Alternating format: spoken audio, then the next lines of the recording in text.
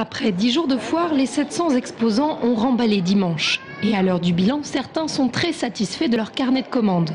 Il s'est rempli nettement plus que l'année dernière, moins que les premières années bien évidemment, mais non, il s'est rempli de manière correcte par rapport à l'année dernière.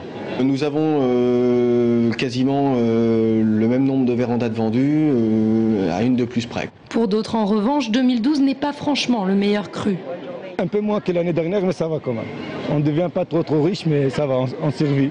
On a globalement tous perdu du chiffre d'affaires, je pense en moyenne facilement entre 20 et 30% pour la plupart, ce qui est énorme. Une baisse du chiffre d'affaires qui s'explique assez facilement selon les exposants, et pas seulement à cause de la crise.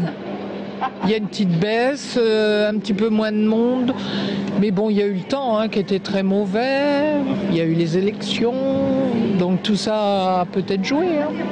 Dans les allées, on trouve même des stands qui ne sont pas rentrés dans leurs frais, soit moins de 2000 € de gain. Mais si les caisses sont vides, l'expérience, elle, semble valoir le coup.